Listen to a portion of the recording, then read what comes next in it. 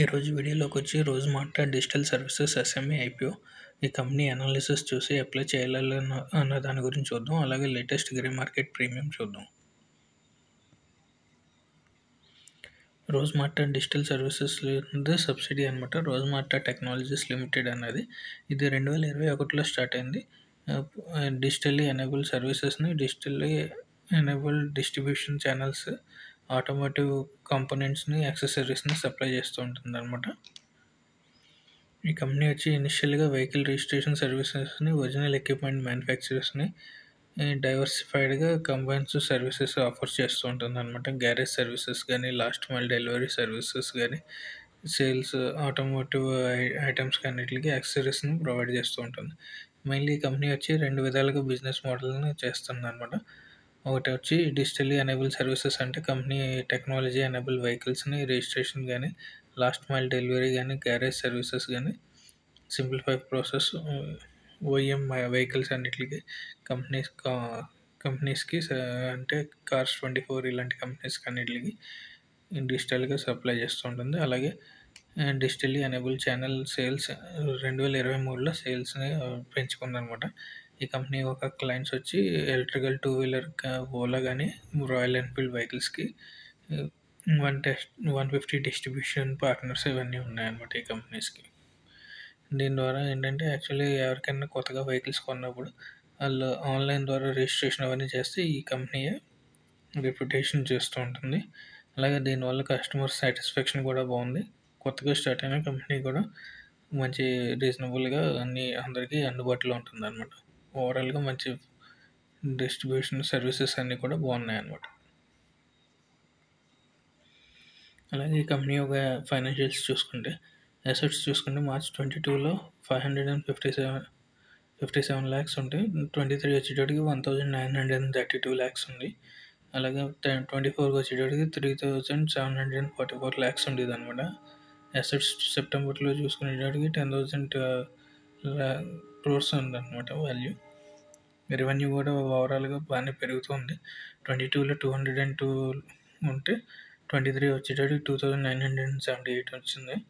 అలాగే రెవెన్యూ కూడా బాగా పెరుగుతూనే ఉంది. ప్రాఫిట్ ఆఫ్టర్ ట్యాక్స్ చూసుకుంటే 22లో -3 క్రోర్స్ ఉంటే 23 వచ్చేటప్పటికి 161 క్రోర్స్ ప్రాఫిట్కి వచ్చింది. అలాగే తర్వాత 24 వచ్చేటప్పటికి 1483 క్రోర్స్ ప్రాఫిట్లో ఉందన్నమాట.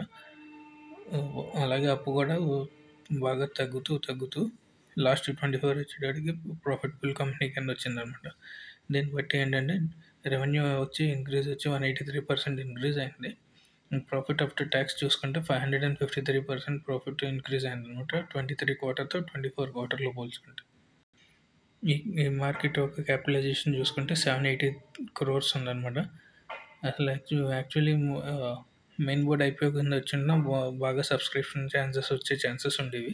వీళ్ళు ఎస్ఎంఈ ఐపీఓ కింద తీసుకురావడం వల్ల మెయిన్ ఇది కొంచెం ప్రాబ్లంగా ఉందన్నమాట ఈ కంపెనీకి. లేదంటే ఓవరాల్గా మెయిన్ ఐపీఓలో వచ్చింటే ఇంకా సబ్స్క్రిప్షన్ బాగుండేది, రెస్పాన్స్ కూడా బాగా వచ్చేది అనమాట. ఐపీఓకి రాకముందు వీళ్ళ షేర్ హోల్డింగ్ ప్యాటర్న్ చూసుకుంటే 89% ఉండేది. ఐపీఓలో లిస్ట్ అయిన తర్వాత వీళ్ళ షేర్ హోల్డింగ్ ప్యాటర్న్ కూడా 66%కి తగ్గిందనమాట. ఆర్ఓఈ చూసుకుంటే 0.36%, ఆర్ఓసీఈ చూసుకుంటే 0.28%, ఆర్ఓఎన్డబ్ల్యూ చూసుకుంటే 20.72% అనమాట. ప్రైస్ టు బుక్ వాల్యూ చూసుకుంటే 8.09%, పార్ట్ మార్జిన్ చూసుకుంటే 16% అనమాట.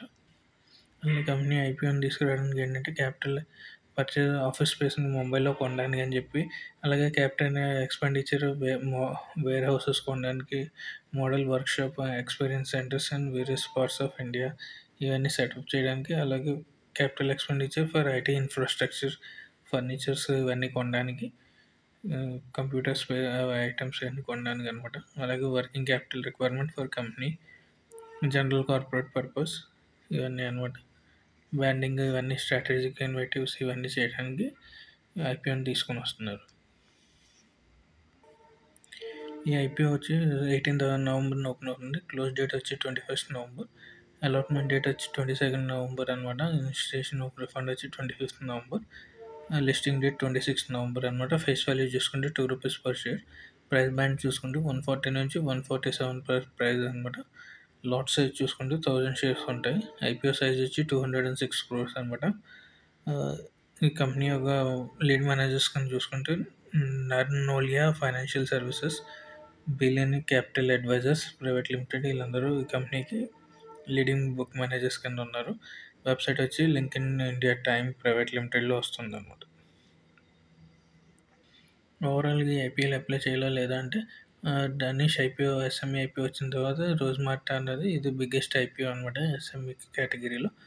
దీన్ని వర్త్ వచ్చి 206 కోట్ల ఐపీఓలో తీసుకొస్తున్నారు. ఇది ఈ మెయిన్ బోర్డ్ ఐపీఓలో వచ్చి ఉంటే ఇంకా మంచిగా ఉండేది. ఇది మంచి గుడ్ రెవెన్యూ జనరేట్ చేస్తుంది. వాల్యుయేషన్స్ కూడా బాగున్నాయి. లిక్విడ్ కూడా మోర్ పార్టిసిపెంట్స్ కూడా ఉన్నాయి. అలాగే ప్రాఫిట్ మార్జిన్స్ అన్నీ బాగానే ఉన్నాయి. ఎస్ఎంఈ ఐపీఎల్లో రావడం వల్ల కొంచెం మన లిస్టింగ్ లైన్స్కి అప్లై చేయొచ్చు అనమాట. ఓవరాల్గా కరెంట్ గ్రే మార్కెట్ మేము చూసుకుంటే 31 రూపీస్ ప్రాఫిట్ చూపిస్తుంది ఒక షేర్కి. ఓవరాల్గా చూసుకుంటే 1000 షేర్స్ కాబట్టి 31 రూపీస్ రకం చూసుకుంటే 31,000 రూపీస్ ప్రాఫిట్ చూపిస్తుంది అనమాట. సో ఎవరైనా అప్లై చేయాలనుకుంటే లిస్టింగ్ గెయిన్స్కి ఓవరాల్గా అప్లై చేయొచ్చు.